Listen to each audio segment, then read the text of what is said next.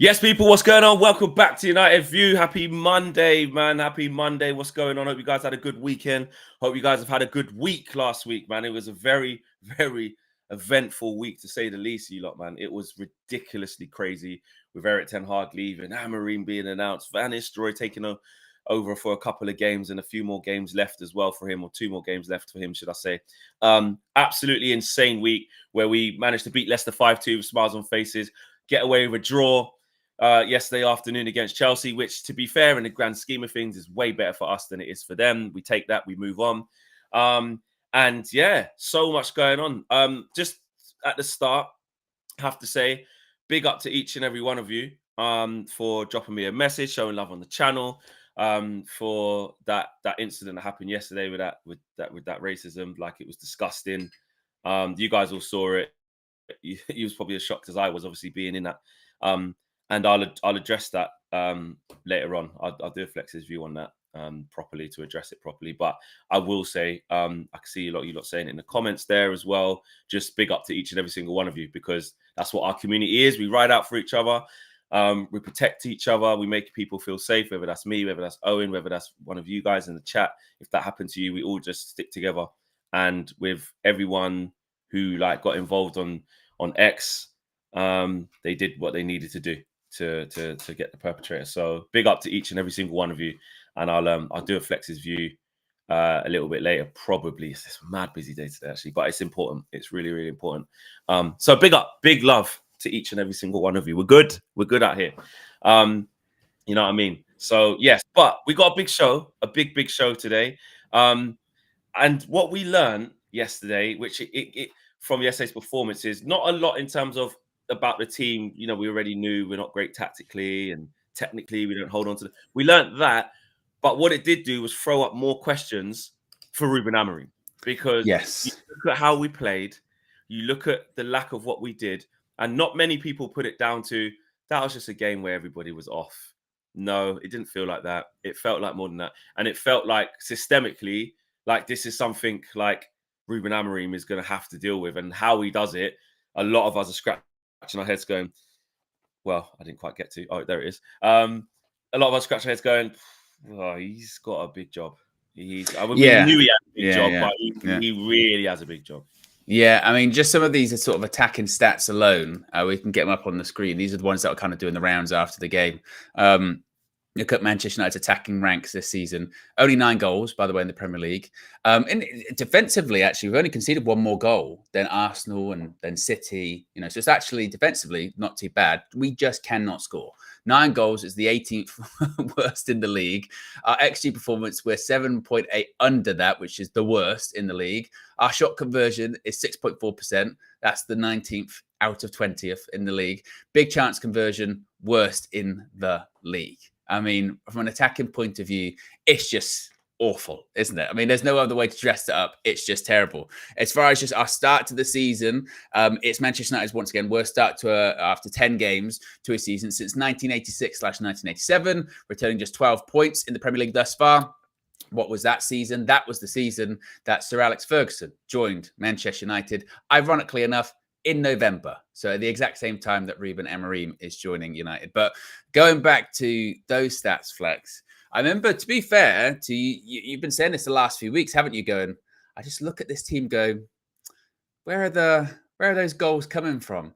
And you saw it yesterday, because you had to kind of cut the team in half, didn't you? You had to kind of cut the team in half yesterday and go, all right, so defensively, actually, it's not terrible. You know, it's not too bad. You look at like De Ligt, you go, all right, Bleach is still being very, very reckless.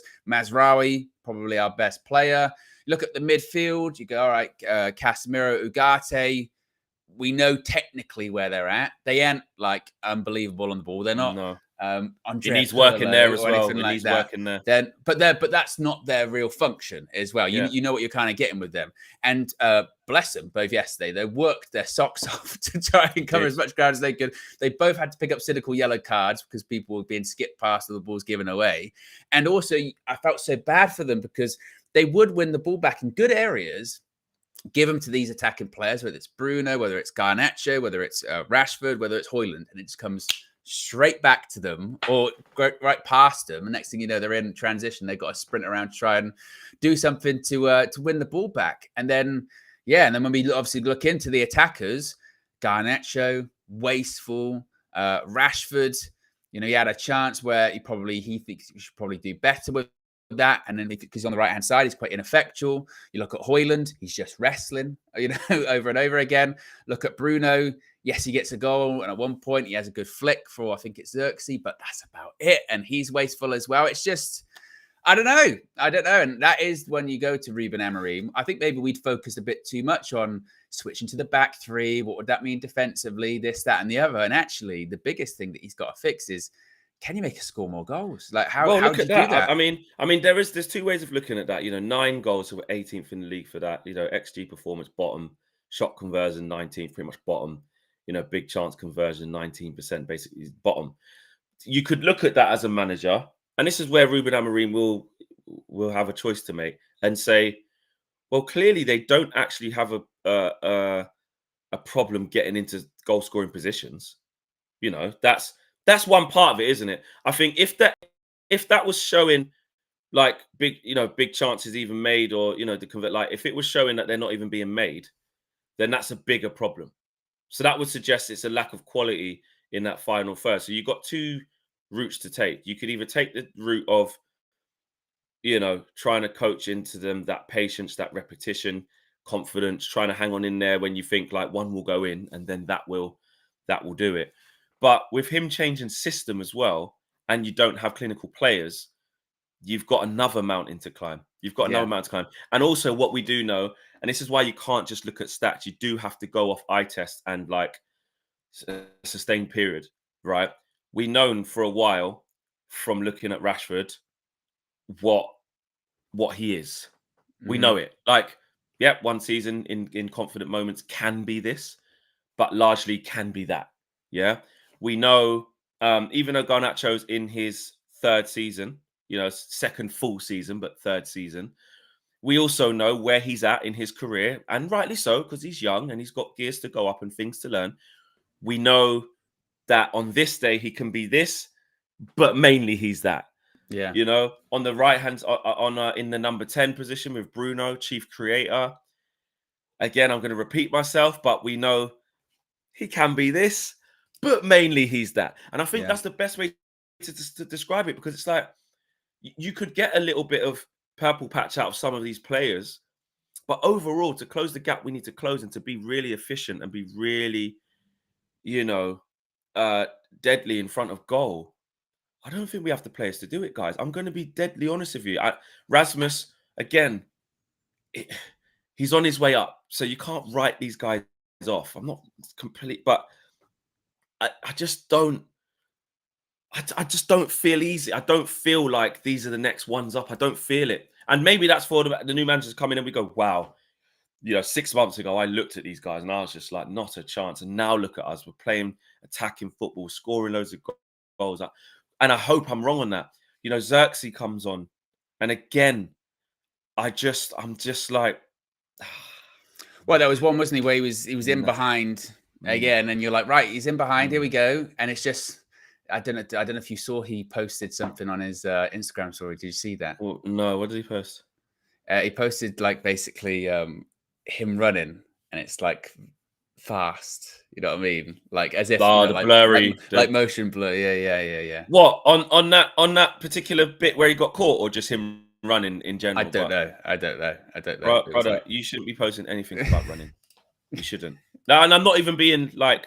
If you've displayed many times that you're not fast and that's not your, put up a picture of you controlling the ball or something. Like, come on, man. Like I don't know. Like and again, you try you pick out some of the discrepancies you're seeing in his game early on, and you get accused of the agenda and it's the manager, and I keep telling you, I see my eyes, man. I'm not convinced. Like I'm trying to.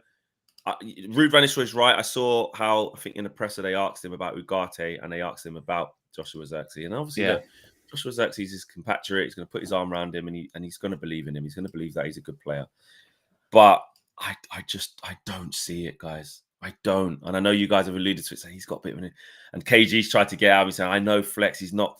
The truth is, I'm not convinced, mate. I'm not convinced. And I know it's early, but from what I have seen, like the flashes, I don't see it. And things can change really, really quickly, by the way, in football. So that doesn't mean he's always going to be like this. But from these first 9 games in the Prem, is it 9 or is it 10 now? 9, 10, whatever it is. Yeah, it doesn't really matter. From these, say, first 9 to 10 games in the league and, you know, a few Europa appearances from him, I'm not seeing it. I'm not seeing someone that, you know, has been praised so highly, but he does look unfit. He does look like he can't move. He's not mobile. And he's got like his confidence in terms of how he links up play then and takes a nice touch or supposed to do them things. That's not quite happening for him at the moment as well. Because I just think the pressure, the scrutiny, the lack of sharpness is all. I do think he's better than what we're seeing, but his confidence is getting lower and lower, isn't it? Yes, the more he steps on the pitch, you can kind of see it, to the point that a bit like when he is getting brought on as a sub, you're sort of going, I just don't really feel like anything's going to happen, really. And to be fair, you looked at when the starting lineup came out yesterday, and then you looked at what we had on the bench, and you knew at some point we're going to have to bring people on to make, you know, a change. You're going, I'm not really sure what's going to really happen, actually, when we do bring people on. Like, it's going to be Ahmad and it's going to be Xerxes, but, you know, we know, like you said, at the moment where Xerxes is, Ahmad hasn't played a lot anyway, and just again, just from an attacking point of view, we're just very toothless, aren't we? We're just that's just where we are. We're just very, very toothless. And like you said, I suppose the only saving grace that Ruben Amorim would have, it's not as if we're not creating anything.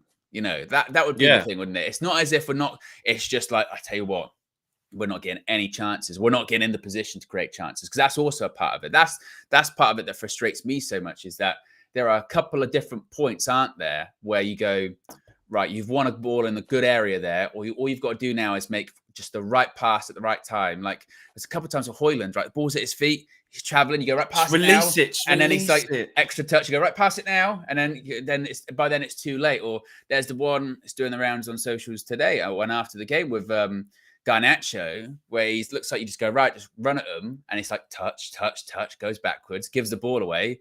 Casemiro has to sprint as best as he can, which is not great, up the pitch, gets a yellow card, and he turns around and goes mental. There's the other one. Do something. I don't know if you saw this on TV. Well, you would have, because you watched the game. There was one where he's on the left in the second half, and it was like a 3-on-3, and he's running down the left, and Ahmad's just inside him. Just he could play Ahmad, and Ahmad's either in, or Ahmad can then play the next pass, the third pass. And he just, like, head down, ends up running into the box with it, and it just breaks down. And that's what I mean. It was so many times our build-up play. Bruno was doing it as well. Rashford was doing it at times as well. There was a good moment where Rashford cooked Gusto when he went round him, cut the ball back. So you're thinking there's some change there. And there's a reason why Gusto was hooked at half-time. He was shit. But it happens so many times in our build-up. And the really, really efficient teams, and this is why Ruben Amorim has to be so ruthless with what he does. He has to identify very, very quickly who can play the style I want.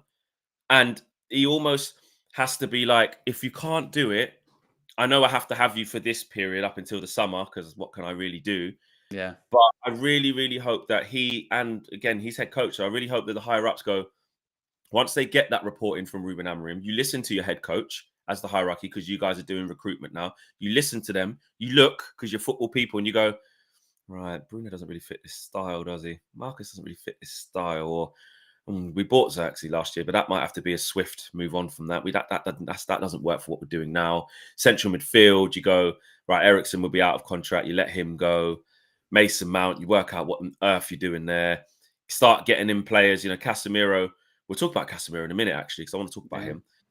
But, because right now you're looking at it, go, tell you what, it's worth having him around. But, you look at Casemiro for the style. You have to start, they have to be in tangent. And I really, really hope that Amorim's allowed to be ruthless, and he's heard and he's listened to. Because if we try to persist with these square pegs in round holes, it's not going to work. And I hate to be negative before he's even come here and kicked the ball with us, but I can see it. Mate, Rashford and Garnacho can't play in them inside 10s.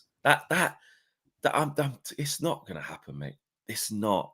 Also, it's just from It's kind of, I was talking about this in the full-time view yesterday. I think it might have been Show you brought up. And it is true that the last 2 summers, we've bought a striker because that's what we needed, right? We bought Højlund, a lot of money. This past summer, we bought Xerxes, a lot of money.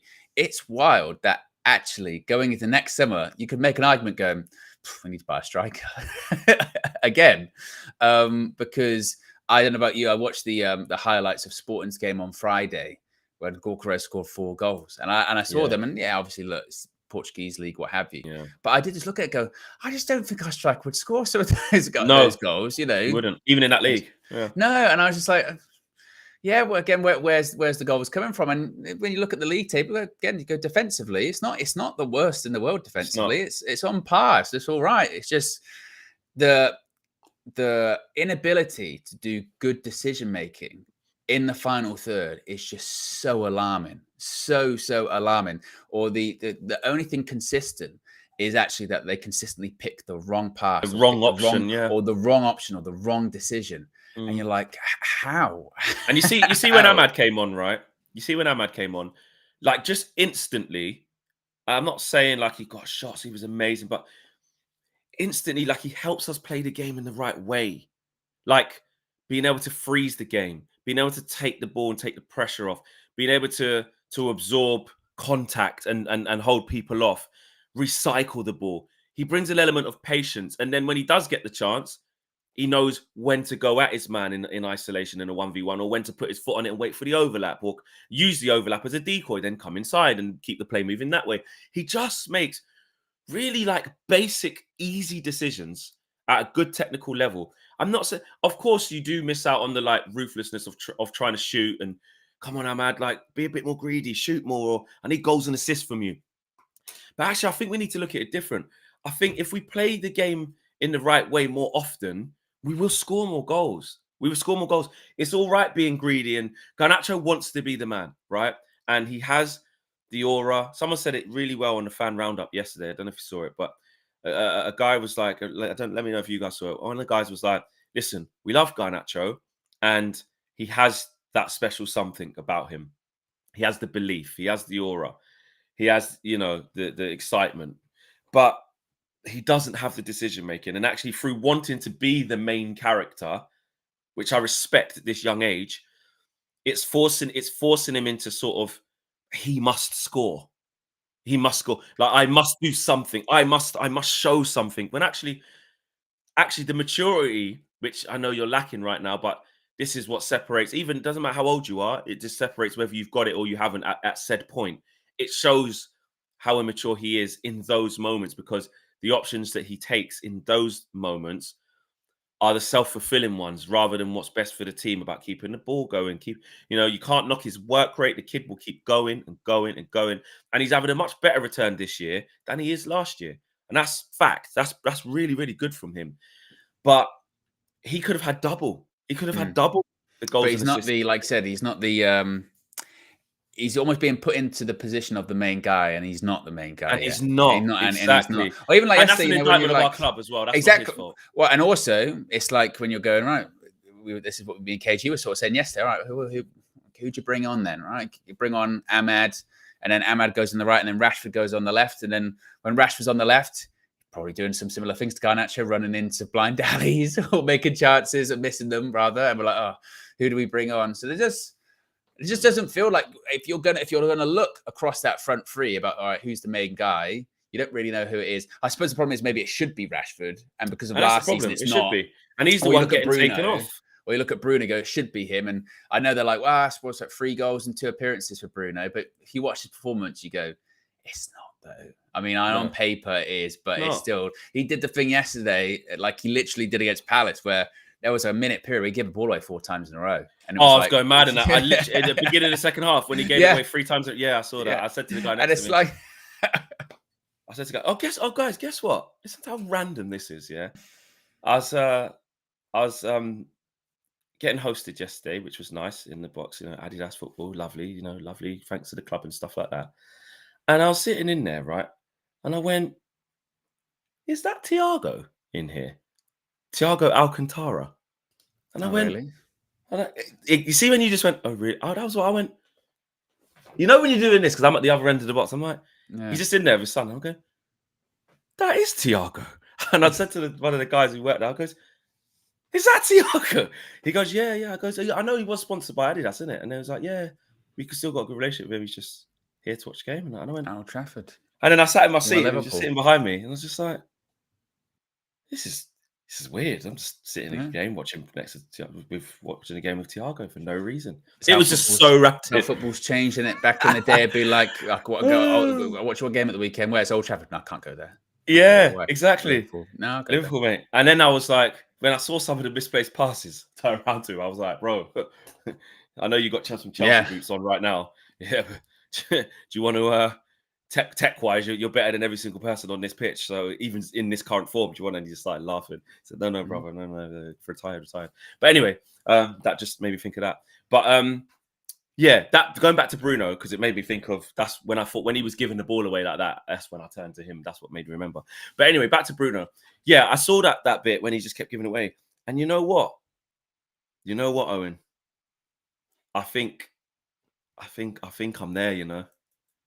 What you're in the you've been converted by Saeed.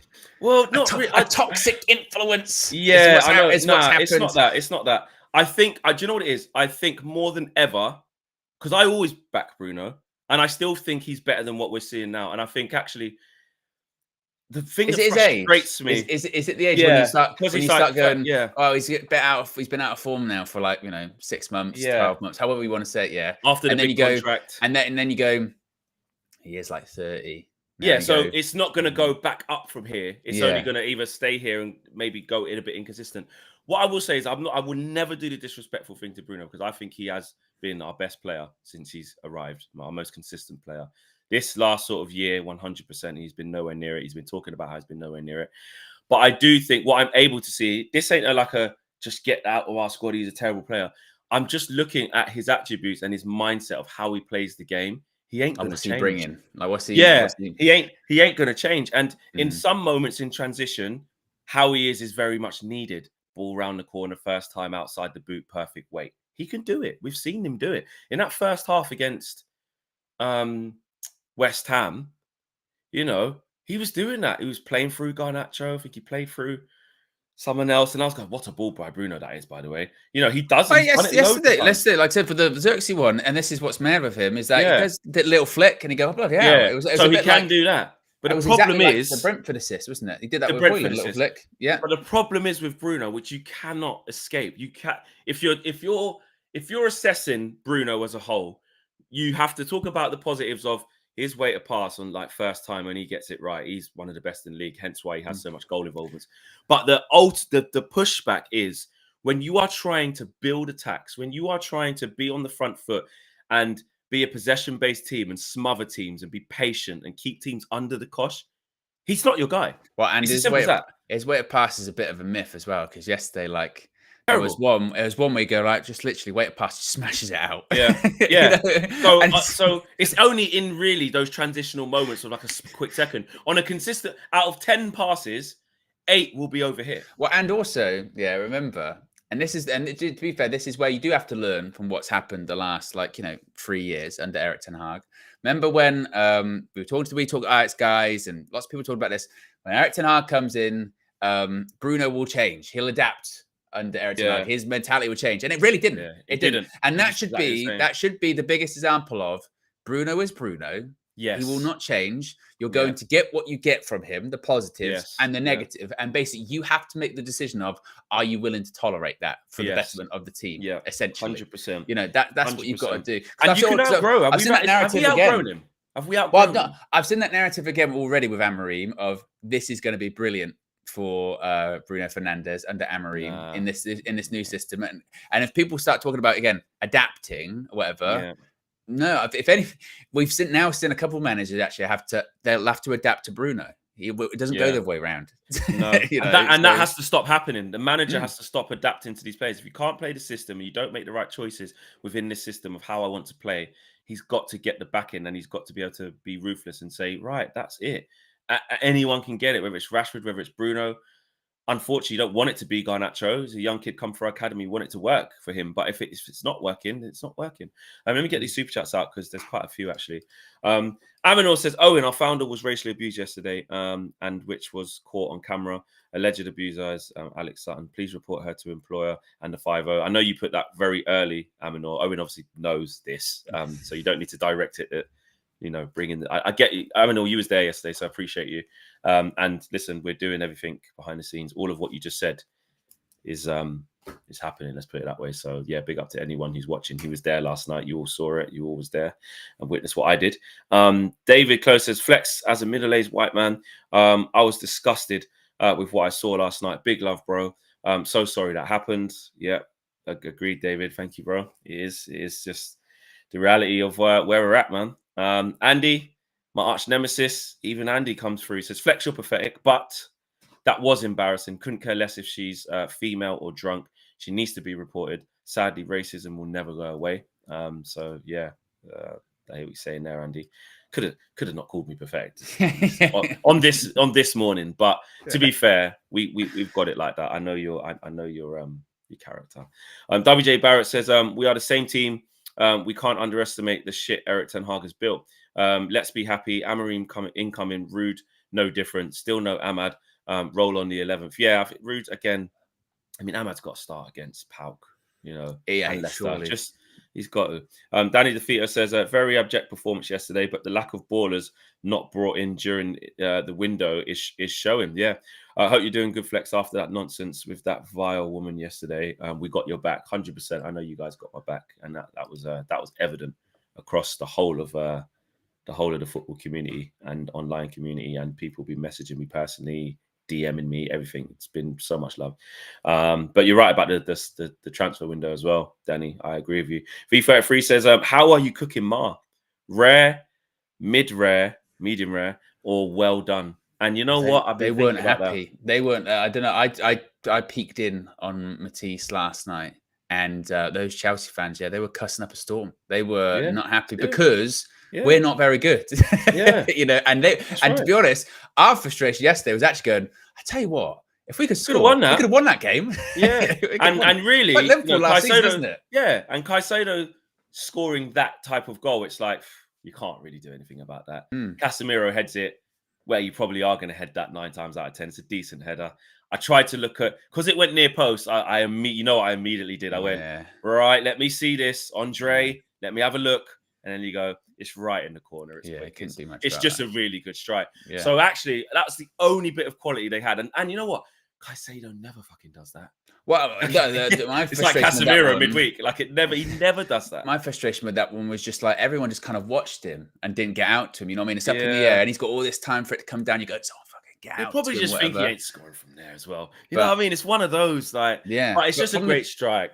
But that's all they did. Perspective, they again. And you know what? If they didn't have that, piece of brilliance from him, that would have been a 1-0. And do you know what? It would have been to scumbag the win with the Bruno Fernandes pen as well. Not even with vibes, just with shit. Not just with shit. And to take 3 points. But as Matisse said, I spoke to him last night on Amelie and in general, rang in the Big Six, cussed him out. As he said, and to be fair, he's right, and he's taking it. He said, no, this is like a loss for me. Like, you don't get to say 4-1 and all this and then get that level of shit draw. So he will be cooked, but maybe not well done because we didn't win, so I can't. But there's more than enough for me to cuss him out because he said a lot of talking about changing around my studio, but I'm putting score lines in his predictions. Spurs did this to you. Liverpool did this to you. 11 changes midweek, knocked out the Carabao Cup, he said. He said, with no excuses. We play, apart from 2 changes, we played the same team. And we didn't have new manager bounce, by the way. We were the same. We were the same. And we had the more dangerous moments in transition. Like Cole Palmer. Where the hell was he? One good touch between Casemiro and Rashford where he got fouled.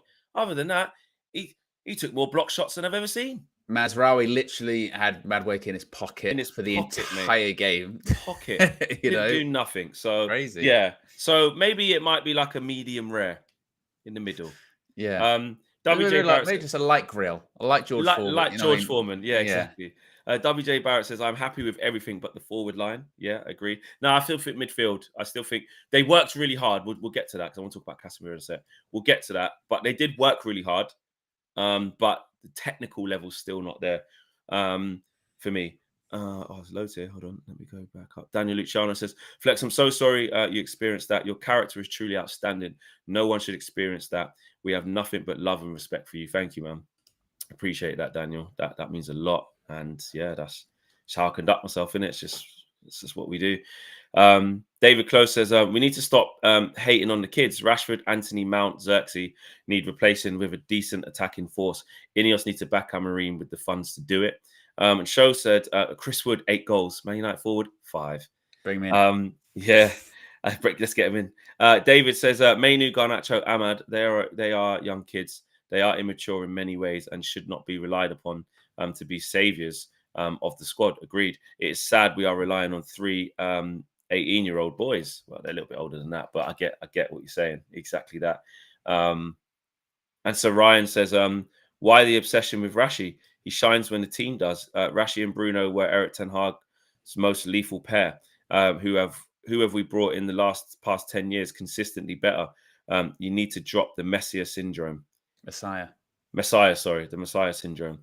As in, yeah, what's the obsession with him then? Just like move on because they're not. But then even then, many people pointed this out though with the Eric Ten Hag era across all of his seasons was what a characteristic was not scoring many goals. Like we just haven't really addressed that in his tenure, and hopefully we address it in Ruben Amorim's tenure. And maybe that goes back to a previous super chat of not in January, but maybe in the summer, you do go, right, we just need to find people that can score goals. And maybe some other positions that they were kind of thinking about recruiting for, they have to put them a bit on the back burner.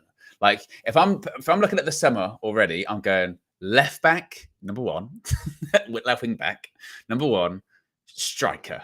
Like get that. Fix that. And I don't know if we were still in that territory of KG's 1 striker away, but we were several. We were several away. Several away. Yeah. Eminem says, big up Flex. Need to start a balanced 3, 10, 9, and 16 is the best combo in my opinion. Rashford as inside forward, he will flourish like Salah, Son, and Mane. Big hopes for Rashi there, Eminem. Ravel says, Gavi contract up in 2026. My ideal Bruno replacement. It won't happen. I was just about to say that, but it's a dream. That kind of on-the-ball skill and possession control could do wonders. And exactly, look, when Gavi's, inside out Barcelona, that's going to be their guy probably for the next many, many, many years, him and Pedri. But you're right. That it's almost that type of player, someone who just is just so comfortable. I'm like longing for that. I'm yearning for that. Like just a really technically sound midfielder who's just really good on the ball. The like you can't get it off one touch, boom, boom, boom, boom. Yeah, like when you see like old school Carrick or Rodri or just like technically sound, man. Like we just don't. It hurts my eyes. Like like when I look at our midfield. Let's talk. Actually, let me finish these super chats. Ronnie says, "Are you cooking Matisse later on DR Sports?" Yes, I definitely am. And CJK Digital says, "Flex, you have inspired so many people of color. Keep doing you." 100%. That's what we're here to do, is to inspire and to show people of color how to rise above it and how to deal with it. Do you know what I mean? We could do the angry thing. We can do the getting into fights. But guess what? As soon as we lash out, we get accused of all sorts. So we have to sort of think harder, think smarter. We have to do everything 10 times better, 10 times more thought out. And yeah, this is just how it is for us. So yeah, big up to you, CJ. And United Vlog says, I reported her to the club. Big up Flex. Thank you for the report. And everyone, like I said, online came together and identified that individual very, very, very quickly. Very quickly. So big up to each and every one of you who helped do that. And the club have been in touch with me. They were in touch with me straight away. They're really good. So I'm having conversations with them as well. So big up to you. Our midfield, right? Here's the thing, Owen. Yes. Let's dissect it off of yesterday and just in general, right? Ugate's still struggling. I think passing wise, he can't pass. He's passing. Well, he can pass, but he can't hit one.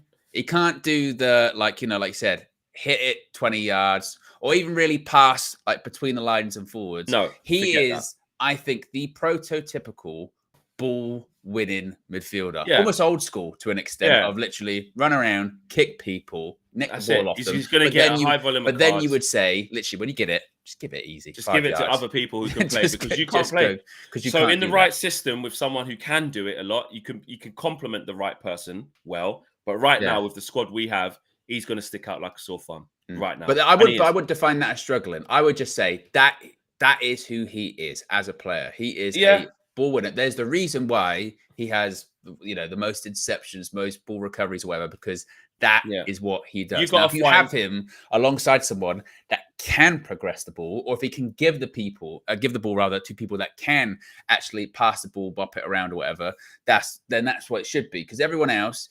Gary Neville said it on commentary, amongst other things, but Gary Neville was actually quite disgraceful yesterday on commentary. He just did not like Man United yesterday, by the way. He was doing that whole, I'm going to be neutral, so I'm going to slag off everything that Man United does, whether it's Leach should be sent off, Onana's running into people. It was ridiculous.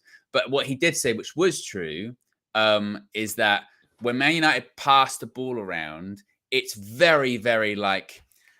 out your legs outstretched, it feels improvised, you know what I mean? Everything's like last gasp, that kind of thing. There is no method to it.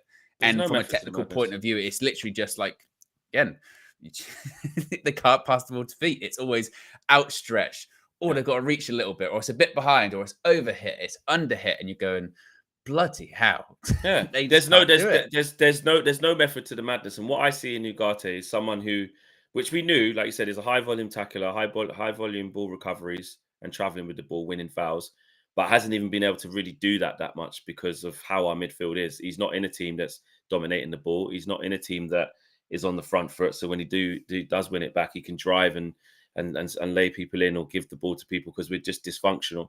So I think he's struggling in that.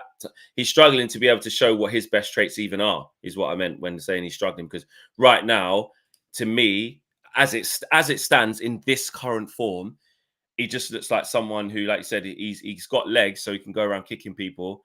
But there's in our midfield that is not cohesive with anyone in it, whether it's Bruno to Casemiro to Eriksen to Mason Mount to him to Casemiro. There's no cohesion in it at all. So I just think he's struggling with that. Casemiro is benefiting from now all of a sudden we don't have massive holes like we used to. So we still get passed through quite easily because we're not there yet. But even Erik ten Hag this season came away from what it was last season. He goes to 4-4. Our formation is 4-4-2 off the ball. That's what. When we don't have the ball, we go into a 4-4-2 mid block and we're compact. And that's what we've been press, doing. By the way. And we don't press. But this is what's also weird with that. Me and KG were talking about this during the game. We do this sort of weird like half thing where it's like. So, like you said, we're going to 4-4-2, and yesterday was almost actually like 4-1-4-1 up points actually because Ugarte was behind. Like the sort of front four went flat, and Ugarte went a bit behind. And you go, all right, so we're getting in that shape. Like you said, we're doing a bit of a low block. All right, cool. We're just doing that till Amorim comes in. Fine, got no problem with that. But then Chelsea would still bop it around us because that low block was there, but it wasn't really preventing them from passing it through us. No. And we don't really press either. So it's kind of this thing where we kind of just sort of stand there like statues a little bit.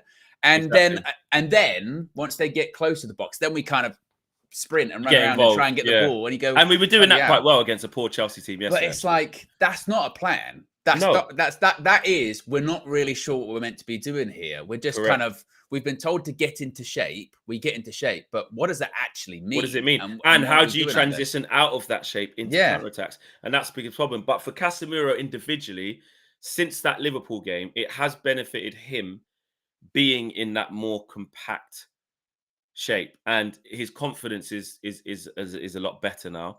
And actually, he's been like he's scoring goals, a couple here or there.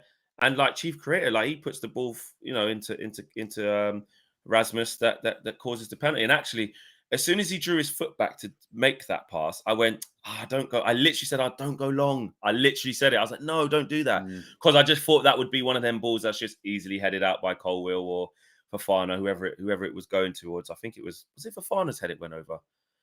Whoever it was anyway.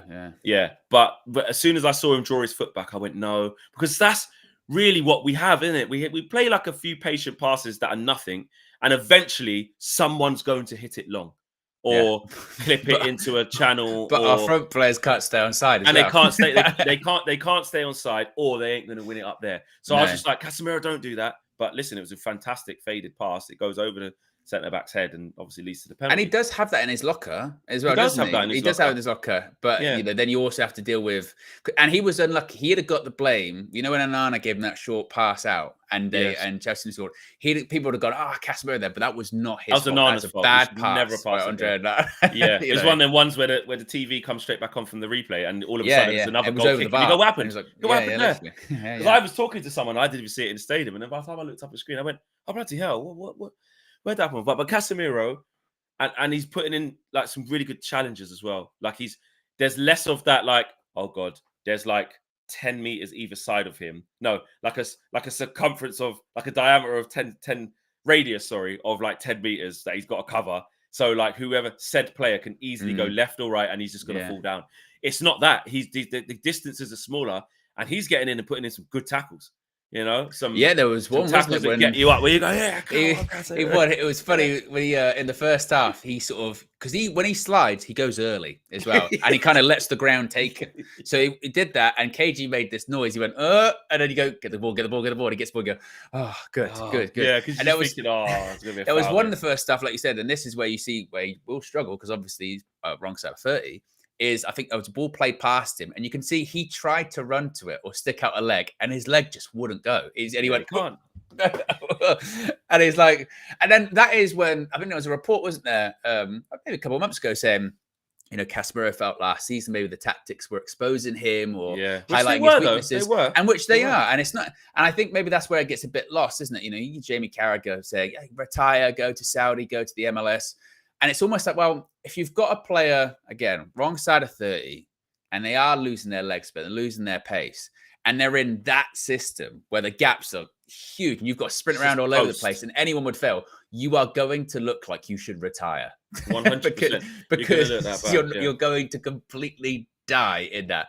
Now, if you're in a formation where it's a bit more compact, and you don't have to get around as much, and maybe you're going to hope you get a little bit more time on the ball, going to look a bit better, aren't you? And maybe, like you said, maybe that's what's starting to sort of benefit him a little bit, because his goal he scored against Leicester, the screamer, was essentially how he passes the ball, wasn't it? The Casemiro pass. He just did it into the top corner, you know? So, and now it's funny how things change a little bit, isn't it? Because, well, one, we don't have any other midfielders. We've got two.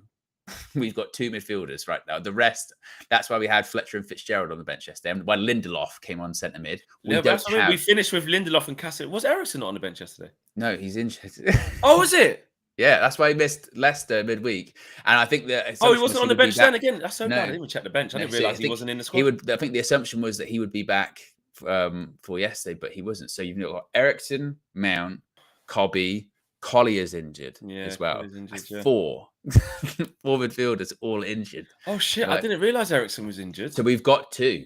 You know, we've got. So they've got to play. They've got to play again, or Lindelof better get cut. Well, I think the hope would be that maybe Eriksen will be back for Thursday, maybe. Right. Okay. And even that's going to be bench. He ain't going to be able to start. Oh, that's interesting, isn't it? Yeah, there you go. I didn't know that, because I was, to be fair, I should have guessed, because I was like, fuck, Lindelof's coming on centre. There's got to be. Yeah, that's true, because there's no way Lindelof would come on centre mid ahead of Eriksen in any capacity. So unless Eriksen's just not there.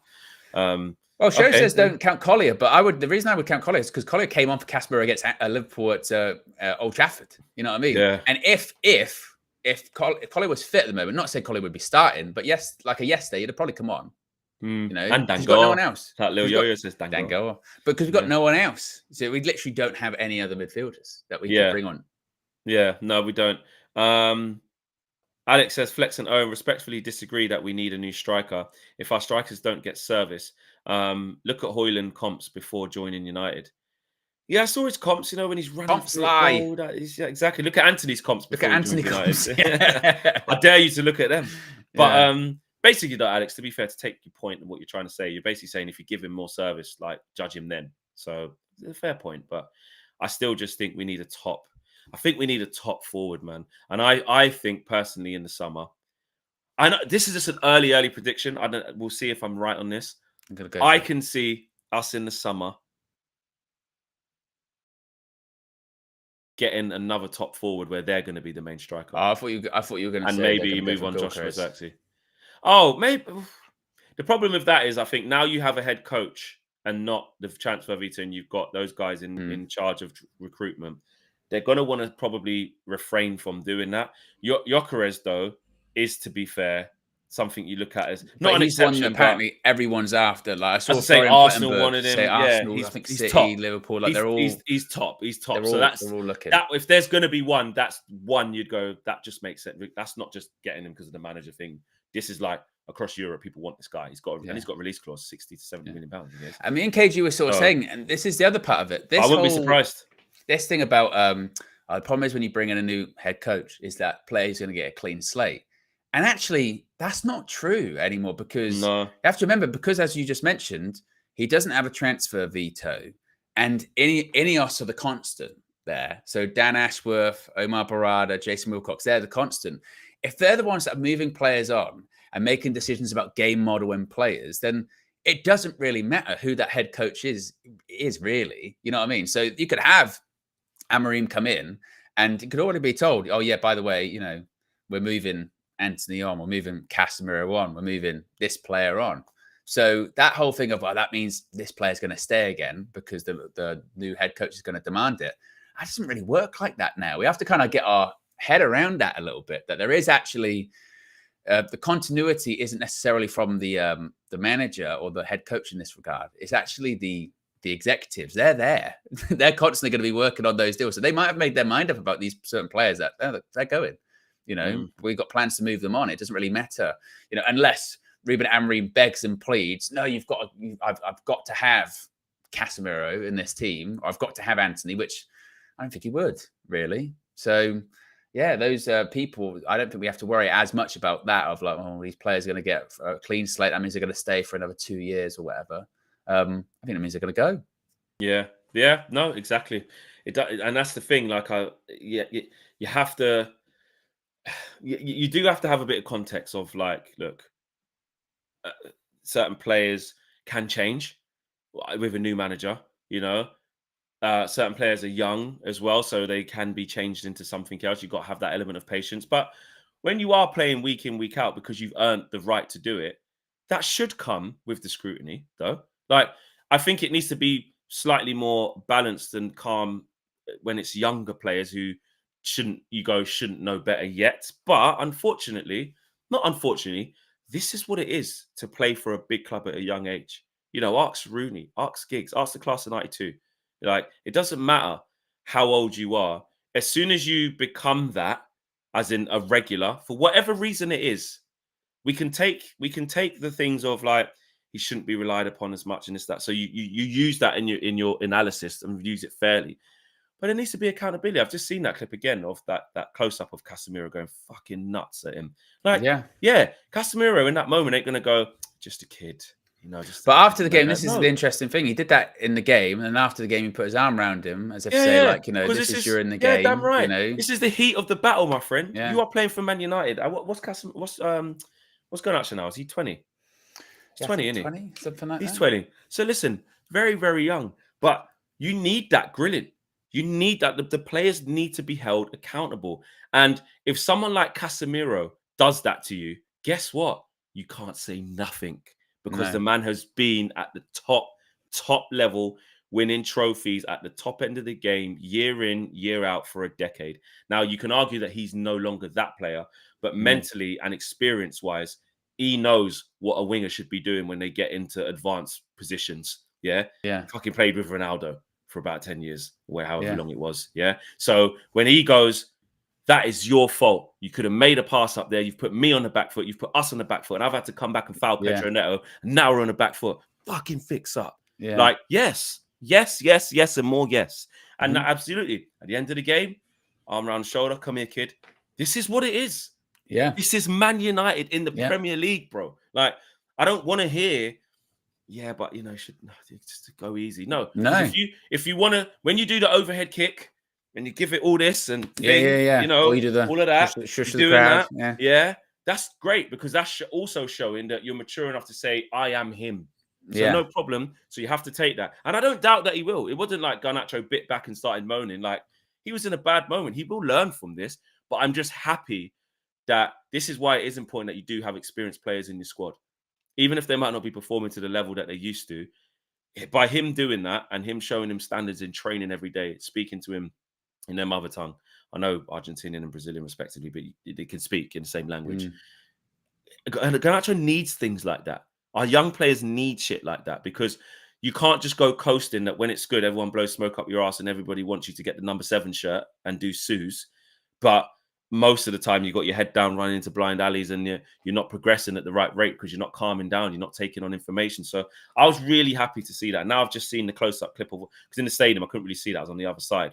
But seeing that, that's what it is. You need to see that. You need to see that. Super chats here. Some Stefano says, I feel sorry for Garnacho. I think in his head, if something doesn't happen when he has the ball, we can't win. That's why he makes poor decisions sometimes. We need to play better as a unit. Yeah, but we do need to play better as a unit. The whole reason why we're not good is not because just Garnacho, but because he had such a bad game yesterday. And a lot of it was because he had the ball and had the chance to make good things happen for us. And he chose the wrong options. So I just think he needs to take that criticism. And I think people trying to defend that he should even be getting criticism because he's 20. Like, stop being stupid. Like, I've seen some people say, oh, it's just because people hate him. And, that's how it is nowadays, isn't it? It's not. It's because he's playing. Hate. Yeah, exactly. It's because he's not playing well. And if it was Rashford, yes, because he's, I know, more experienced, but he'd get cast. Like, if it was someone else, if it was Ahmad and he's playing like that, he'd get cast. Like, you're playing for Man United. That comes with scrutiny, no matter how old you are. And if you can't take constructive criticism from people saying that was a really, really poor game from Garnacho, he's got to improve. That hurt us last night. Then get out. Like, you're allowed to say that as long as it's not hate and it's not he's effing shit, he's this, he's that. That's different. But constructive criticism, talking about the things he needs to get better at. But these are the same people who cry about standards of the football club. If you're good enough, you're old enough to take the criticism. It's as simple as that, as long as it's done in the correct way. David T says, run it back with Igalo, anyone? Hey, hear me out. Hear me out. Why not? And JP87 is the latest member. Oh, no, sorry. It says, big up the United View family. Been a member for 28 months, though, by the way. Look at that. Yeah. 2 years. Love that. And David T says, the clips from Sir Jim Ratcliffe tells me anyone can go. Excited. Did you see when Sir Jim Ratcliffe said basically, it's good enough, mate? Yeah, but then to be fair, I kind of broke it down on the pre-match yesterday. It's not too much of a surprise, really, when you think about it, because, again, he has mentioned several times, hasn't he, of aim to win the league by 2028. It's like 4 years' time, isn't it? And on top of that, the expectation this season was never to be competing for the Premier League or anything like that, was it? Or as you would call it, Premiership. It was never going to the Premiership. That was never the case. It was always just going to be try getting in the top 4, But the problem is now people are like top 4. That squad isn't a top 4 squad at the moment because again, one of the fewest goals scored at the Premier League. So yeah, but that goes back to what I said about continuity. Is that when you've got that continuity of those people there, Omar Barada, Dan Ashworth, Jason Wilcox, regardless of who the head coach is, those players that were worried about getting a fresh start, but they're not getting a fresh start. Like, it is the 2-year rule of if they're not good, then they're off, that kind of thing. Right. So yeah, that's good. Also, Flex, very quickly before we wrap up, did you hear what KG thinks was said in the Coca-Cola advert? I did. I was driving back and Josh was like, said he says loads of things are coming or something. And I went, he goes, KG thinks it says loads of things are coming in the Coca. And I stood there. I was driving a car and it took me about 4 seconds, kind of like what happened with that idiot at the ground. And I went, everyone knows his holidays are coming. And he goes, and Josh went, yeah, I had to give you a ride to process that. And I was like, what the hell? Yeah, we were watching the game, adverts come on, Christmas ads come on, and we were talking about, some classics. And someone said, oh, yeah, Coca-Cola, Christmas Lord classic. It's a classic. And you went, yeah, how many things are coming? And then he went, and I went, whoa, what? How many things are coming? And his rationale was, how many things there are coming? How many toys? How many presents? How many things are coming? I went, it doesn't matter how many times you say it. And he's like, I don't know what's in that lorry. I went, probably Coca-Cola, considering that's the lorry. It's up there with Smells Like Teen Spirit by Nirvana, was about Mrs. Davis. Are you stupid, Mrs. Davis? That was the song. He's just, and he's 40 now. This should be coming out of his game. He said to me, "But I've been saying that a long time." I went, he's probably been saying it his whole childhood. Probably about 40 years. Yeah. He went, how many things are covered? Wow. Stu says, fun fact, Coca-Cola rebranded Xmas with the truck at Christmas because winter sales were down over 100 years ago. Interesting. KG, no words, mate. No words. But I hope he had a good birthday yesterday as well. I think he did. I'm going to give him a call this morning, yeah. Honestly, he's just... You just he also yesterday. Oh, he was meant to arrive like for the stream like an hour before, and I didn't see him for like half an hour. I thought, bloody hell! I thought, where's he going? He emailed me. For 3 minutes before he came on, and I called him on the show. I went, where are you? And he went, did you not get my email? I went, thing is, the question. I go, how old are you? I know you're 40. He doesn't answer messages or WhatsApps. He's decided to resort to emails. Emails is like the most least contactable out of all the modes. It's not going to pop up on my phone or my watch or whatever. But he went, you didn't get my email, did you? But what he's forgetting is just because he doesn't answer his WhatsApp. Email me twice. If he messages us, we see it straight away because we go, you never messaged. So we're going to see it. Why does he think that email will be the most efficient way for you to see he's contacted you? How? Whilst I'm live, by the way. Whilst I'm live, I'm never going to see my emails while I'm live. He's lost the plot. Honestly, he honestly has. My back end page. You know that little bug that just goes off. I had to get rid of the page. I'm on a different. My page on the thing was messing us up this morning. YouTube, right? Very buggy. Yeah. So I don't know if there's any more super chats there. There's K-Flow's been a member for 12 months. Says, I remember Benzema cussed out Vinny and said he was shit. Vinny learned and improved. Garnacho will learn. He has to, or we'll have to move on. And WJ Barrett says, Kevin Garry is a national treasure. I swear, he is. Yeah. I've genuinely, and this isn't like, sometimes you see a lot on the internet. You go, bullshit, whatever. I have never met anyone like him. In my life, and you won't, and you will never, and you will not. After you won't, you will not. It's impossible. It is impossible. Trust me. Big show today, guys. Big up to every one of you. Big love for everything I was saying about the incident. Yeah, yesterday. I'll probably address that a little bit later on. And another big week. 2 games for Rude. Pauk and Leicester. We want to get 2 wins and hand over to Ruben Amorim and get really excited. I think in that international break, we're going to be really excited. We'll get the first pictures of him coming at Carrington, etc., etc. Tomorrow, we said about that little faux match view of Sporting against Man City. Yes. That'll be fun. We might leave early, depending on what happens. Yeah, might leave early. We'll do like maybe 8 till 9 because that's when the game kicks off anyway. So we'll do that, and then if it don't go our way, we'll just turn it off. He said that yesterday as well. KG you went. If this goes bad, do I have a birthday clause that I can leave? No, you don't. That's us. But yeah, so we'll see you then. And obviously tonight, the red carpet, mate. The red carpet. Yes. Shout out to everyone on the red carpet. One of our biggest shows, if not the. Everybody's enjoying it. So yeah, we will see you then. Take care, guys. And if anything happens in between that we just wasn't expecting, of course we'll bring that to you as well. See you. For those that want to watch DR, yes, I will be giving Matisse some words. Not as much as I had planned, but yeah. Anyway, take care. Peace.